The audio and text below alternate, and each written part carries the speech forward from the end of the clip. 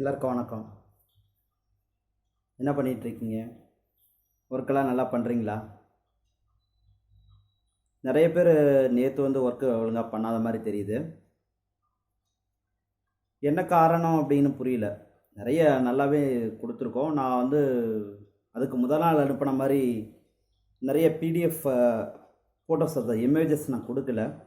ஏன்னா கொடுத்தா சில பேர் அதை பார்த்து அப்படியே எழுதுகிறாங்களே ஒழிய வீடியோஸை லெசனை பற்றி கவனிக்கிறதே கிடையாது. அதனால தான் நான் அனுப்பாமல் இருந்தேன். இன்றைக்கி அதே போல் தான் அனுப்பலை எதுவுமே. நீங்கள் வீடியோஸை தெளிவாக கவனிங்க. கவனித்ததை நல்லா கவனிங்க. ஒரு முறைக்கு 2 முறை வீடியோஸ் தானே, நம்ம வீட்டில் இருக்கிறது தானே, நல்லாவே கவனிக்கலாம். நல்லா கவனித்தா மட்டும்தான் நம்மளால் ஈஸியாக புரிஞ்சிக்க முடியும். ஸோ அதனால் ப்ளீஸ் லிசன், தெளிவாக லிசன் பண்ணுங்கள். ஒவ்வொரு வார்த்தையும் ரொம்ப ரொம்ப முக்கியம். ஒவ்வொரு இதுவுமே கீ ஆன்சர்ஸ் மாதிரி நான் சொல்லிகிட்ருக்கோம். ஸோ அந்த இடத்துல நீங்கள் தெளிவாக புரிஞ்சுக்கிட்டு எழுதினா மட்டும்தான் ஸ்கோர் பண்ண முடியும். ஸோ அதனால் தயவுசெய்து தெளிவாக புரிஞ்சுக்கிட்டு அதுக்கப்புறமா எழுத பாருங்கள், அவசரப்பட வேணாம். ஓகே, இப்போ நம்ம லெசனுக்குள்ளார போகலாம். இன்றைக்கி நம்ம பார்க்க போகிற topic what is budding. What is budding and its types, அதோட types, and explain the process of exogenous budding in hydra. Explain the process of exogenous budding in hydra. அடுத்த ஒரு கொஸ்டின்ஸ் நம்ம பார்க்க போகிறோம். வாட் இஸ் ஜெம்யூல் அப்படிங்கிற ஒரு 4 questions தான் இப்போ நம்ம பார்க்க போகிறோம். இதில் ஒரு 5 மார்க்கே ஈஸியாக சொல்லிடலாம். ஃபஸ்ட்டு கொஸ்டினே நம்ம பார்க்குறது வாட் இஸ் பட்டிங் அப்படிங்கிற கொஸ்டின்ஸில் ஒரு 5 மார்க் நம்ம பார்க்க போகிறோம். எல்லாமே 5 மார்க் கண்டென்ட் மாதிரி இருக்கும். ஆனால் ஒவ்வொன்றுமே 3 மார்க் 2 மார்க்னு பிரித்து எழுதலாம். நம்ம அதுக்கு தகுந்த மாதிரி பிரித்து சொல்ல போகிறோம். இருந்தாலும் what is budding and explain its types அப்படிங்கிறது ஒரு 5 மார்க்கில் நோட் பண்ணிங்க. ரொம்ப சின்ன கொஸ்டின், ஈஸியான கொஸ்டின் கூட. ஓகே, கொஸ்டின்ஸ்குள்ளே போகலாம். வாட் இஸ் பட்டிங் அப்படின்னா என்ன? பட்டிங்னா என்ன? என்னுடைய உடம்புல இருந்து சின்னதாக ஒரு கட்டி உருவாகலாம். செடியிலேருந்து பட்டு, ஒரு பூ, மொட்டு அவ்வளோதான். இப்போ அதே போல் உடம்புல இருந்து சின்னதாக ஒரு கட்டி ஒன்று உருவாகுது, அவ்வளோதான். இந்த கட்டி தனியாக உடஞ்சி போய் விழுந்ததுன்னா என்ன ஆகும்? இன்னொன்று என்ன மாதிரியே உருவானுச்சுன்னா உருவாகுது. சில உயிரினங்களில் இந்த மாதிரி நடக்குது. தன்னோட உடம்புல இருந்து ஒரு சில பகுதி கீழே விழுந்ததுன்னா அது என்னவாகும்? இன்னொரு உயிரினமாக பரிணமிக்கக்கூடிய அமைப்பு அந்த உயிரினங்களில் காணப்படுது. அதை தான் நம்ம இன்னைக்கு பார்க்க போகிறோம். What is padding? ஆன்சருக்கு போகலாம். The parent body produce one or more buds. இந்த இடத்துல ஒரு buds உருவாது. The parent body produce one or more buds. Each buds grow into young ones. அந்த ஒவ்வொன்றும் உடஞ்ச விழுந்தது ஒவ்வொன்றும் என்னவாகுது? ஒரு உயிரினமாக ஃபார்ம் ஆகுது. Each bud grow into young ones. Each bud grow into young one அப்படின்னு சொல்கிறேன். The bud separate from the parent, it lead to normal life. நல்ல ஞாபகம் வச்சுக்க. ஒரு சின்ன கோப்பளம், ஒரு பட்டு மொட்டு உருவாகுது. அது ஒன்றா இருக்கலாம், அதுக்கு மேற்பட்டதாக இருக்கலாம், எத்தனை வேணாலும் இருக்கலாம். ஈச் பட், ஒவ்வொரு பட்டும் நல்லா வளர்ச்சி அடையுது, ஒரு யங் ஒன்ஸாக வளர்ச்சி அடைந்து it separate from the mother பிரிஞ்சு போயிட்டு தனி ஒரு உயிரினமாக வளரக்கூடிய தன்மை இருக்குது. அதுதான் பட்டிங். வாட் இஸ் பட்டிங் அப்படிங்கிறத ஆன்சர் பார்த்துக்கோ. The parent organism produce one or more buds. Each bud grow into young ones. ஒவ்வொரு பட்டும் ஒரு யங் ஒன்ஸாக வளர்ச்சி அடையும். த பட், அந்த வளர்ச்சி அடைந்த பட்ஸ் என்னவாகுது? செப்பரேட் ஃப்ரம் த பேரண்ட்டிலிருந்து வெளியே வந்து it lead to a normal life. அப்படிங்கிறத பார்க்குறோம். இப்போ ஃபர்ஸ்ட் கொஸ்டின் புரிஞ்சிருக்கணும். இந்த parent organism produce one or more buds. Each bud grow into young one. The bud separate from the parent lead to normal life. Answer, what is budding? The bud is 2 types. என்னென்ன budding இருக்குது அப்படின்னு பார்ப்போம். 2 type of budding. ஒன்று exogenous budding and other one is endogenous budding. Exogenous budding, other one is endogenous budding. அப்போ அது ரெண்டையும் முடிச்சோம்னா 5 மார்க்கியா? நல்லா பாருங்கள். எக்ஸோஜினஸ் பட்டிங்னா என்ன? The buds are formed outer surface of the parent body. The budding are formed outer surface of the parent body. அது ஒரு உயிரினத்தோட வெளிப்புற தோல் பகுதியில் உருவானா அதுக்கு பேர் என்ன சொல்கிறோம்? Exogenous padding. The buds are formed on the outer surface of the parent body. Example, Hydra. நான் ஒரு வீடியோ கொடுத்துருக்கேன், அந்த வீடியோவில் பார்த்தீங்கன்னா தெரியும். Buds are formed on the outer surface of the parent body. Example, Hydra. ரெண்டாவது நம்ம பார்த்து எண்டோஜீனஸ் பட்டிங். எண்டோஜீனஸ் பட்டிங் இது எங்கே உருவாது? The buds are formed inside the cytoplasm. செல்லுக்கு உள்ளார, செல்லுக்கு வெளியில் இல்லை. ஃபஸ்ட்டு எக்ஸோஜினஸில் என்ன சொன்னோம்? செல்லுக்கு வெளியில் சர்ஃபேஸ் பகுதியில் சொல்லியிருக்கோம். இங்கே எண்டோஜினஸில் எங்கன்னா the buds are formed in the cytoplasm, inside the cytoplasm, inside the cytoplasm, within the body of parent, within the body of parent. Example, sponges. 5 marks சொல்லலாம். What is budding? The budding, the parent body produce one or more. The parent body produce one or more. Each buds grow into young ones.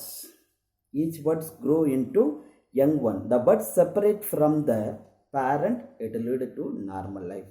They are two types. One is exogenous budding and other one is endogenous budding. Exogenous budding mean the buds are formed on the outer surface of the parent body. Example, Hydra. Endogenous budding, the buds are formed inside the cytoplasm, inside the cytoplasm or within the parent body. Example, sponges. Okay, ஒரு 5 mark. Okay, next நம்ம அடுத்த கொஸ்டினுக்கு போகலாம்.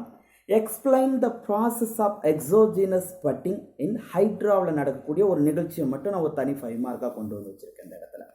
நம்ம last இயர்லாம் இப்போ நம்ம இது மாதிரி கொடுக்கறது கிடையாது, பட் இந்த கொஸ்டின்ஸ் ஒரு ஸ்பெசிஃபிக்காக இருக்கட்டுமே அப்படிங்கிறத கொடுத்துருக்கேன். Explain the process of exogenous budding in Hydra. பார்க்கலாமா அந்த ப்ராசஸ் எப்படி இருக்குன்னு? When food is plenty, உணவு நிறைய கிடைக்கக்கூடிய நேரத்தில், when food is plenty, ஹைட்ராவில் நான் பேசுகிறது எல்லாமே ஹைட்ராவில். when food is plenty, the ectoderm cells increase. வெளிப்புற மேற்புற செல்களோட எண்ணிக்கை என்னவாகுது? அதிகரிக்கிறது. எப்போ? when food is plenty, உணவு நிறையா கிடைக்கும் சமயத்தில். It form a small elevation. அந்த டயக்ராமில் பார்த்துருந்தா ஹைட்ராவில் ஒரு குறிப்பிட்ட பகுதியிலேருந்து என்னவாக ஆரம்பிக்கும்? சின்ன சின்னதாக மொட்டுக்கள் உருவாக ஆரம்பிச்சிடும். எக்ஸாம்பிள் இப்போ நம்ம இந்த மாதிரி பார்க்கலாம். ஒரு ஹைட்ரா இருக்குது. ஹைட்ராவோட இந்த பகுதியிலேருந்து என்னவாகுது? சின்னதாக மொட்டு ஃபார்ம் ஆகுது. இந்த இடத்துல மொட்டு ஃபார்ம் ஆனதுக்கப்புறம் அது வளர்ச்சி அடையிறது. அதை தான் நம்ம இந்த இடத்துல நம்ம சொல்கிறோம். புரியுதா? எப்போ இந்த செயல் நடைபெற இருக்கிறது? when food is plenty, the ectoderm cell increase ஆகும். வெளிப்புற செல் இந்த இடத்துல திடீர்னு செல் நிறைய அதிகரிக்குது. இந்த இடத்துல மட்டும், குறிப்பிட்ட இடத்துல மட்டும் செல்ஸ் நிறைய இன்க்ரீஸ் ஆகுது. அப்படி இன்க்ரீஸ் ஆகும் பொழுது இட் ஃபார்ம் ஆன ஸ்மால் எலிவேஷன். இந்த இடத்துல நார்மலாக இருந்தது, இந்த இடத்துல என்ன கொஞ்சம் வித்தியாசமாக அப்படி வளைஞ்ச மாதிரி வருது. அதுதான் சொல்கிறாங்க, it form a small elevation on the body surface. இங்கே செல் அதிகரிக்கிறதுனால இந்த இடத்துல ஒரு சின்ன வித்தியாசம் தெரியுது. ஸ்மால் எலிவேஷன், வேற ஒரு அமைப்பு தெரியுது அந்த பாடி சர்ஃபேஸ். இந்த நேரத்தில் ectoderm and endoderm are pushed out to form the bud. வெளியில் தள்ளுது. இந்த ectoderm and endoderm are pushed out to form the bud. ஒரு பட்டை உருவாக்குது. ஓகே, இப்போ நல்லா வரும். when food is plenty, the ectoderm cell increase. அது எதை உருவாக்குது? It form a small elevation. எங்கே உருவாக்குது? on the body surface. நல்லா ஞாபகம் வச்சுக்கி. when food is plenty, the ectoderm cell increase. It form a small elevation. எங்கே? on the body surface. on the body surface.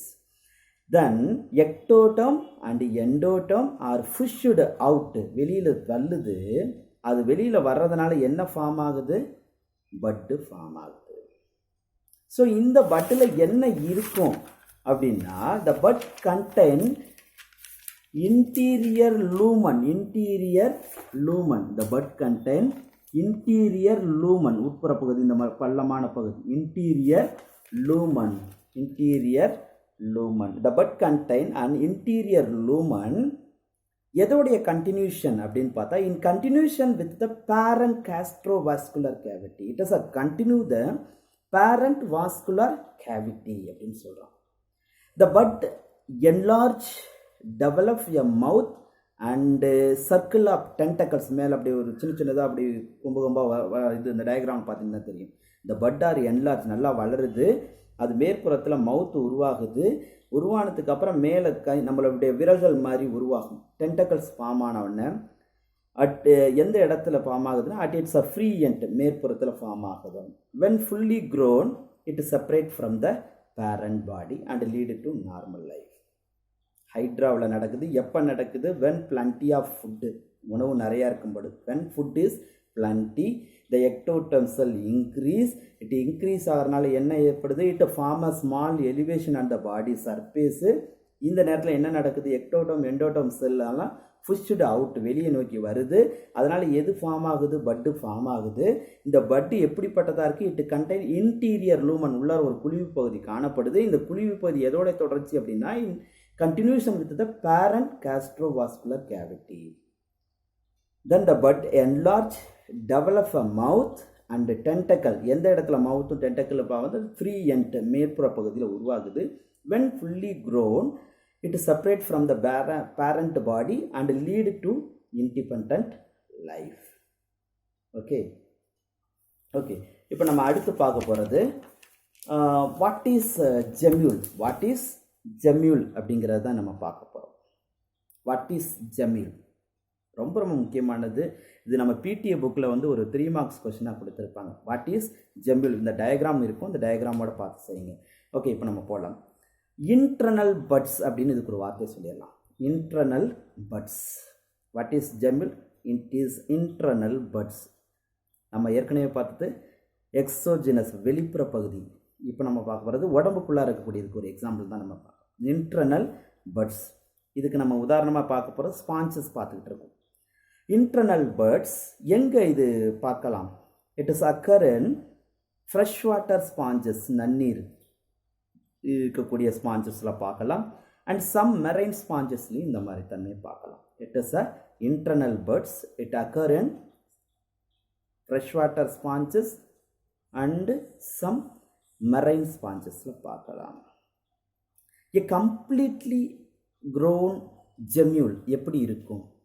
A completely grown gemmule எப்படி இருக்கும்? It's a hard ball.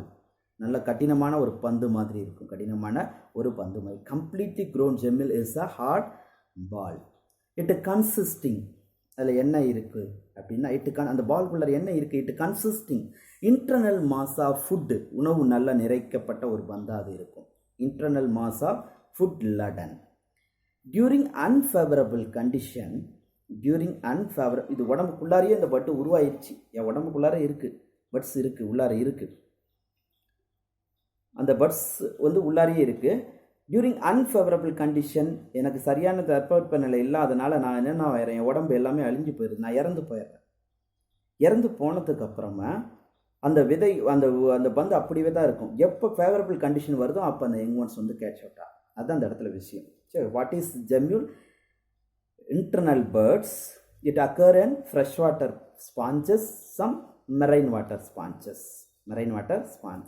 A completely grown gemule is a hard ball. It consists internal mass of food leaden. During unfavorable condition, the sponges disintegrate அப்படின்னா சிதைந்து போயிடும். But gemmule can withstand. அப்போ இந்த விதை பந்து மட்டும் எப்படி இருக்கும்? தாக்கு பிடிச்சு அப்படியே இருக்கும். But gemmule can withstand when condition become favorable. எப்போ சரியான சூழ்நிலை உருவாகுதோ the gemmule begin to catch. அப்போ அதிலிருந்து உயிரினங்கள் வெளியேறி வளர ஆரம்பிக்கும். Thank you to see you.